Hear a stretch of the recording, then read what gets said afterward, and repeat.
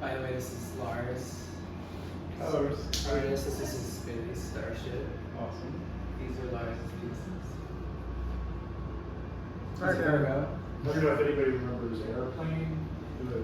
This is sort of an extension of that.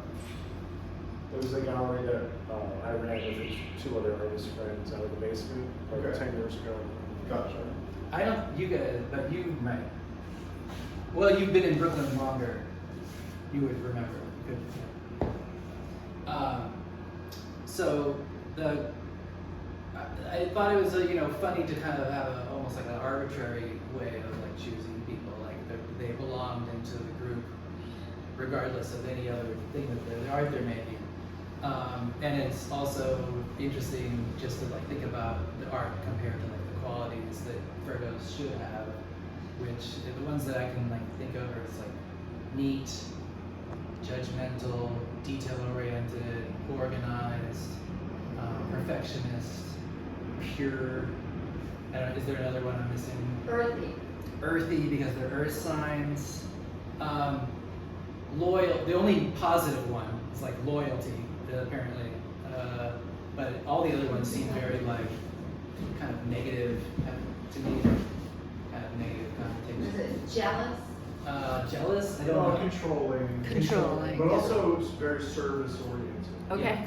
I mean, I'm a Virgo, and I always tend to do things for others before I pay attention to myself. Ah. And they say, you like, what job should Virgo have? It's like social worker, clerk. You're like, anyway, it's always very like, non-exciting.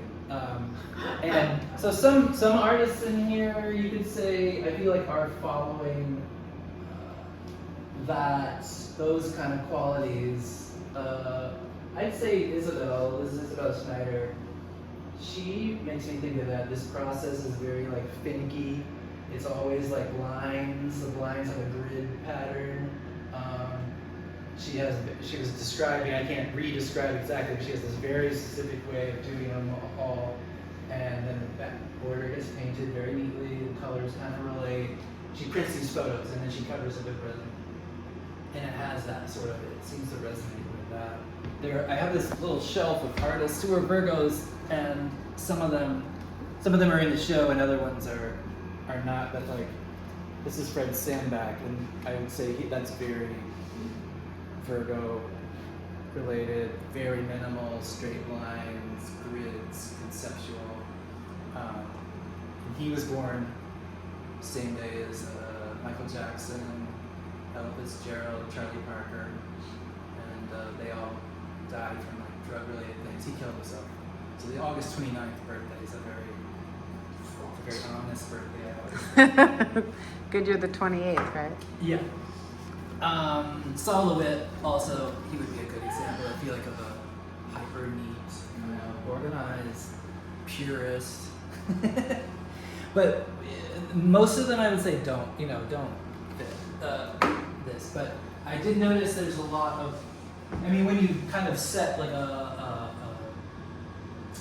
rule or a thing to look for, not a rule, but like you say that the things do have qualities, and you see the qualities. So it's like I see a lot of grids in here. This is gridded. This is literally gridded. This George Brecht has like a map on it. And he's got like the lines. This I chose though on purpose because it has a loose grid. This has got a grid, and then but it's sort of a thing like when you're looking for things, you see them more and more, and there's lots of like kind of patterns that the more you look, you see. But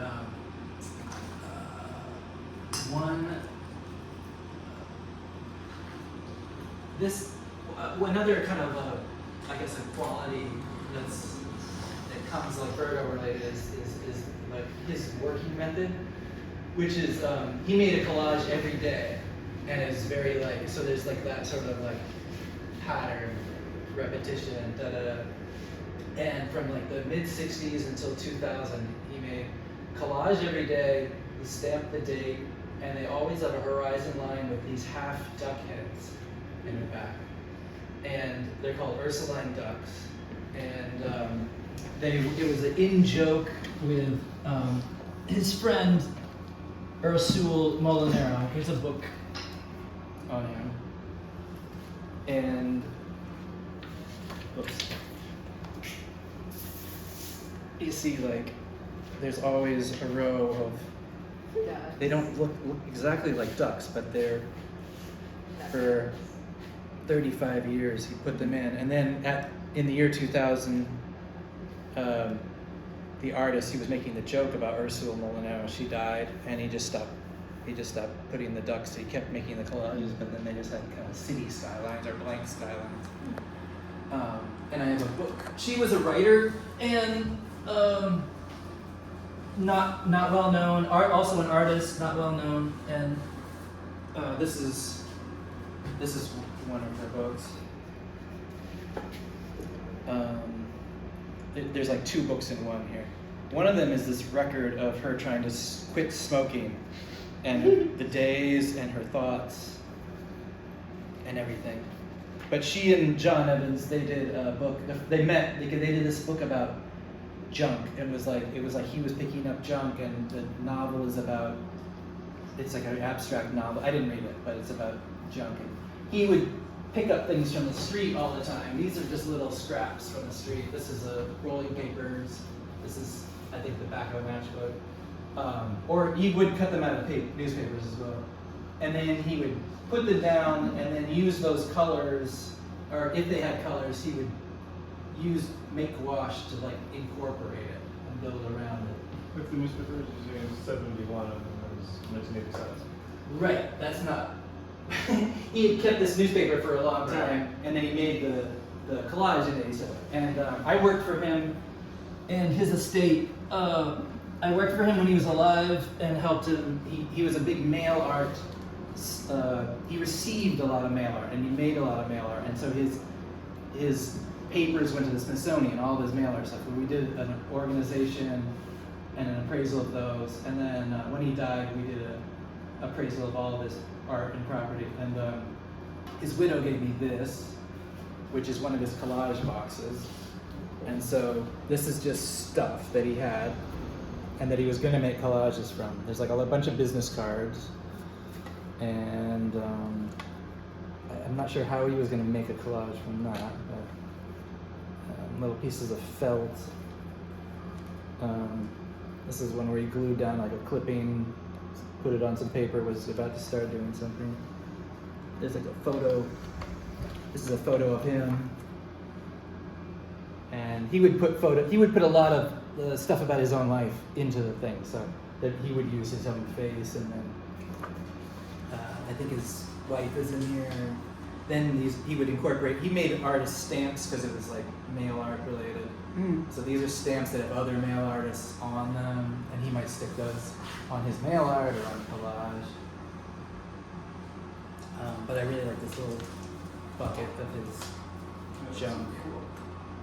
And, this is a Boy Scout compass.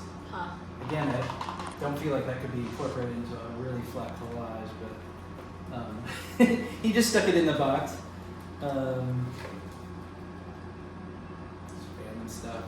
I think there were a bunch of these, which is why his widow, Margaret, gave me them. She was like, I don't want them.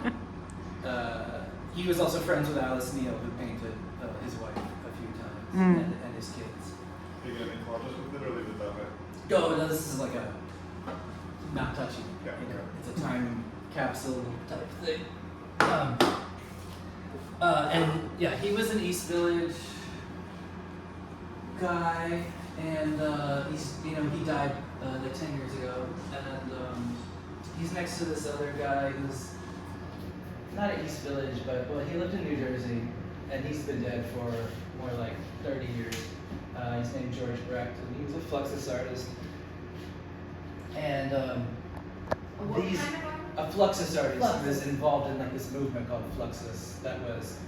They did a lot of game stuff. Yoko Ono was a Fluxus artist, and there was a leader named George Machunas, and he kind of like, they would do projects for him, or he would ask them to do projects. And so he had a gallery as well. It was very Dadaist. Yeah, very neo-Dada, they kind of sometimes said. Very silly and ridiculous. And he was really, there's a book of his about chance in that little thing. He was into chance happenings, chance imagery. So he found these cards on the street and he made a little map of where he found them in Metuchen on Jefferson Street, which is like coincidence kind of. And then he mailed it to this mail I got. Yeah, so that's another connection. But another connection is they both are like are picking little pieces of paper off the street. But did you pick that up into the Jefferson Street? I picked this because he's a Virgo. Right, but then among the Jefferson Street? It just happened that it's Jefferson Street. Oh, that's pretty I don't have like 1,000 George Brecht mail art pieces. That's pretty chancy. Yeah, it is chancy. Yeah. It's a chance. Another chance thing that was funny was this is by Bill Worrell, and he dates it and he signs it on the bottom, and it was dated the August 31st, which was the opening, the day this show opened. But I mean, of 11 years ago, but it was the same day. I thought it was interesting. And Bill Worrell was a Texas artist who did a lot of watercolors. I mean, he did ceramics of different kinds, but he did watercolors of like Texas,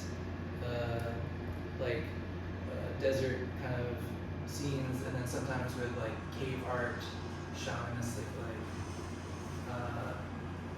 images too. Is that accurate? Yeah. And like massive sculptures. And also massive- based on the Massive bronze sculptures as well that have cave art type creature imagery, and this is a book of his. Places mystery, power, and energy, showing his sort of mystic tendencies. It's a very cool book. This is a Brecht's Chance Imagery book, which is published by Great Bear, which in '66, which published a lot of Fluxus artists, like little manifestos and things. This is another John Evans book. This is all his collages in 1984, which still have like ducks and stuff.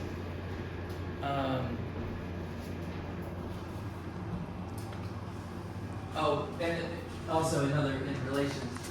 So his thing of doing a collage a day, that's how Sam works too. He does one of these small, this is Sam Cochran, he does one of these small paintings every day. And then in addition, that cat is by him as well.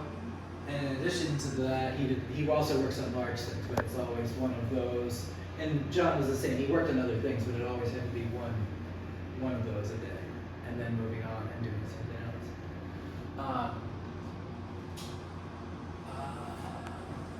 What else should I remember? What's up, Tom? This is it's like an interesting process thing. This is Tony Brown, who lives in California, and he asked Tyrone Tripoli, who some people know, to make this, and they made it over video.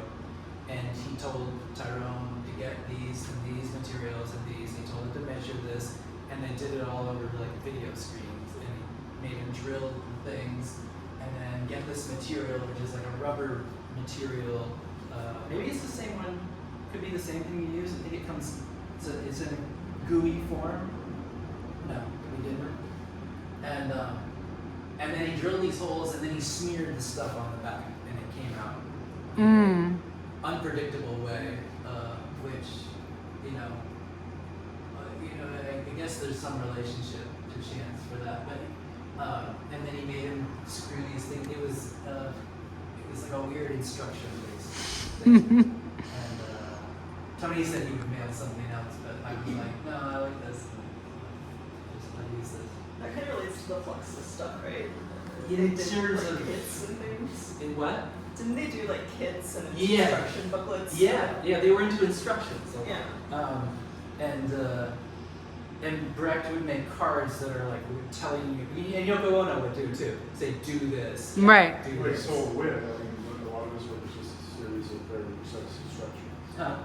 Soul Wit, like Yes. instructions on draw this on the wall. And Solo Wit was sending out assistants with all these instructions and how to do this, and then they paint the murals for it. He was doing most of his work. Yeah. Remotely. Huh? Remotely. Yeah, remotely, not traveling and installing, but to send me these instructions. Yeah. How does your work relate? My work? Well, my work is I like him and like this. I'm finding all of the main pieces on the ground, and then I incorporate stuff, and then I find settings for them, and then I put things. So it's like found objects, and then trying to create a setting that works with it. These are kind of small ones. I also just I realized I picked two very small things, so then I just brought a kind of larger one just now as well for my I studio. think you have one in the closet. too. Oh yeah, there's another little one in the closet. Let's see.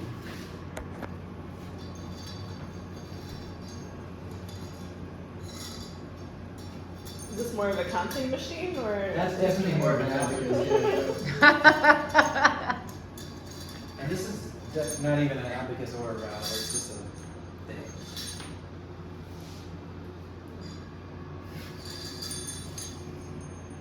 A rattle. It's a good baby toy. It's concrete.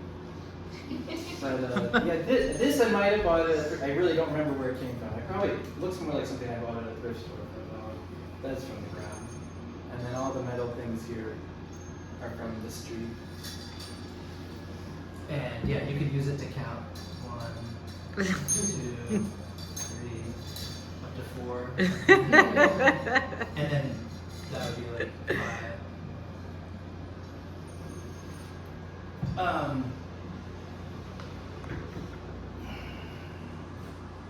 Oh, and I guess there's a little bit of relation. These are Carrie Law's pieces, this and then the one on the corner, and they're gravestones. And these are they look like found but slightly altered, like chunks of wood. And he does do just paintings. Which one in the corner? Here. Oh. He does do paintings on canvas, but I picked these because it's more like the kind of thing I like. But he does trees and graveyards and things. He lives near a graveyard up where Dasha lives too, and he's just always painting gravestones and graveyards. And I also, just to make things look more relational, I picked this card so it could be near the card as well.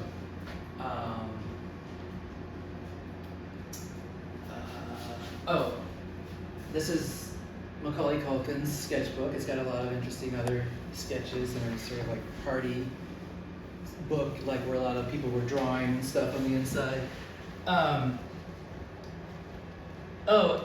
Before I say that, I remember I brought this is another very grid organization, typical Virgo.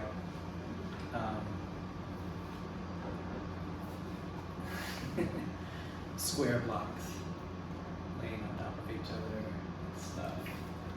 Piles of bricks.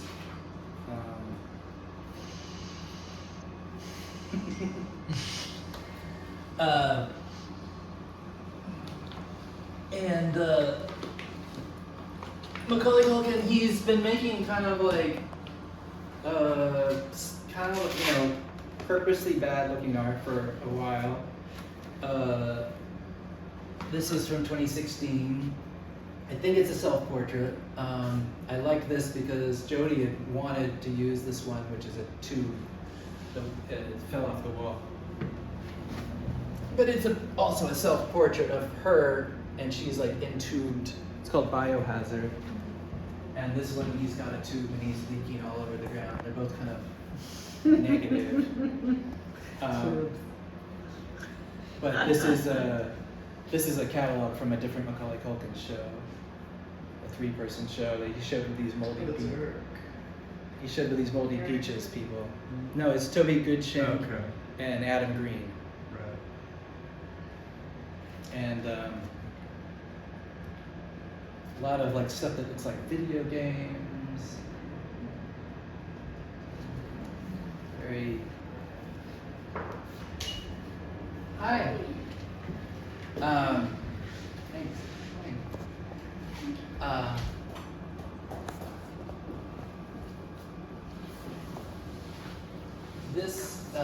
This is Rebecca Mazels, who some people know. This is kind of old. She didn't have the date on it, but it's at least like 10 years old.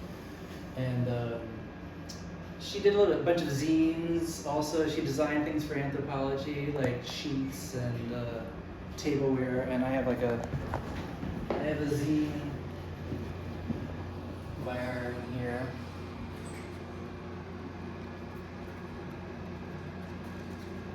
It's like writing and outlines. And I guess there's a pattern of like here of like sort of mysterious animals, or animals with like sort of mysterious attitudes or something, like the duck, these animals, and the duck just kind of looking off, and the cat kind of looking off, all kind of strike me as similar. And also there. And that cat, which is very mysterious. There's other animals here in Nellie Hernandez's watercolor, and Those bats. they're cockroaches. It's called cucarachas, and I think they're singing like a song about cockroaches. La cucaracha, la cucaracha. They probably have another song. This is Caroline Burt's, which is very process oriented thing. If you look at the dates, it's an 8-month time period. She attached a pinhole camera to a tree, and it was exposed to this view of the forest for 8 months. And these are like lines of like the sun rising and setting and stuff. And she has long pinhole exposures, pinhole camera exposures. And That worked really well. there was a residency where I met her through Dasha, where she had a residency down in near the Hudson Yards, and she put the pinhole cameras on the roof and then took these long exposures of the city, like for several weeks. The box just sits there taking in the image for several weeks, and it's like a super pure kind of natural way of taking a photograph. This is a Virgo sense.